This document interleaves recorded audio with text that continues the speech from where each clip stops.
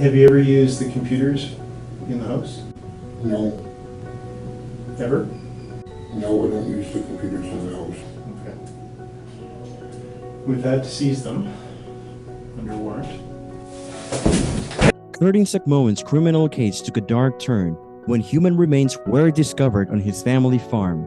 Sakmoan had already been convicted in connection with an assault on a Craigslist escort, but the grim discovery added another layer of gravity to the situation.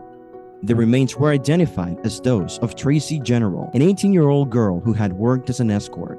Her story was one of attempting to turn her life around after a history of drug use. She was described by her parents as a happy and funny person, with strong connections to her family and friends.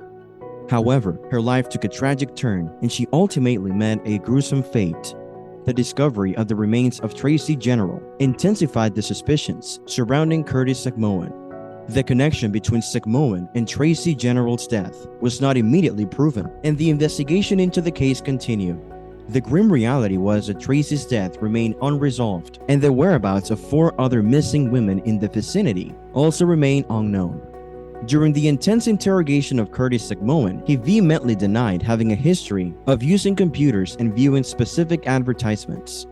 However, the evidence extracted from his electronic devices contradicted his claims, exposing his attempts to deceive the investigators.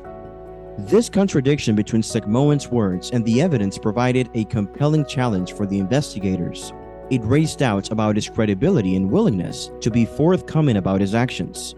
By denying his engagement with the specific ads and attempting to disassociate himself from computer usage, Sakmoan aimed to create a misleading narrative to protect himself. The discovery of incriminating evidence from his electronic devices undermined Sakmoan's credibility and strengthened the case against him. During the interrogation, the detective had strong suspicions that Curtis Sakmoan had been using an application to manipulate phone numbers, particularly in his communication with escorts.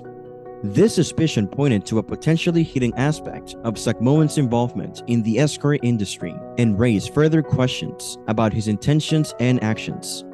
The detective's suspicion stemmed from the belief that Sakmoan's involvement with escorts might have extended beyond what he had previously revealed. By manipulating phone numbers, Sakmoan could have potentially hidden his true identity, making it difficult to trace his interactions and activities. The detective's focus on Sakmoan's potential use of a phone number manipulation application showcased the complexities of modern investigative techniques in uncovering hidden layers of criminal activity. By pursuing this line of questioning, the detective aimed to shed light on the true nature of Sakmoan's interactions with escorts and ascertain the extent of his involvement in potentially illegal or harmful activities. Curtis Sakmoan exhibited erratic behavior that suggested the influence of drug use and underlying mental health issues.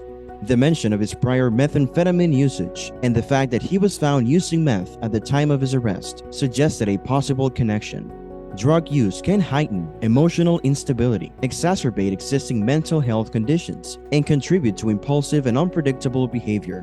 Additionally, Sakmoan's behavior hinted at underlying mental health issues. His quick temper, failure to comprehend the gravity of the charges against him, and apparent disconnect from reality indicated potential psychological struggles. These pre-existing mental health issues could have been compounded by the influence of drugs, further intensifying his erratic behavior during the interrogation. That's it for the day. Don't forget to give this video a thumbs up and subscribe to our channel. That went away, you're never convicted of it. So you have no criminal record. You really don't have that much history with us. You have some in Richmond House, but it's not that bad. So I'm trying to keep to myself. I believe you.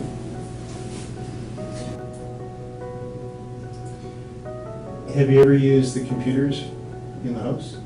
No. Ever? No, I don't use the computers in the house. Okay. We've had to seize them under warrant. Hey! Wait! I just in the house! Sit. Wait, fuck! What about my mom?